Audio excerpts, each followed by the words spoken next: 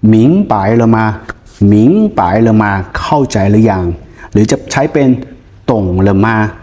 懂了吗ก็คือเข้าใจหรือยังถ้าจะบอกปฏิเสธก็不明白不明白ก็คือไม่เข้าใจหรือ不懂不懂ก็คือไม่เข้าใจเหมือนกันแล้วถ้าเราจะบอกเข้าใจแล้วก็แค่明白了明白了เข้าใจแล้วหรือ懂了懂了ก็คือเข้าใจแล้วกรณีแบบไม่ค่อยนะ50-50ก็不太明白不太明白ไม่ค่อยเข้าใจหรือ不太懂不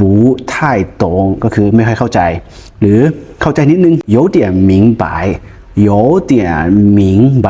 ก็เข้าใจนิดนึงหรือ有点懂有点懂ก็คือเข้าใจนิดนึงหรือจะไม่เข้าใจนิดนึงนะครับก็คือ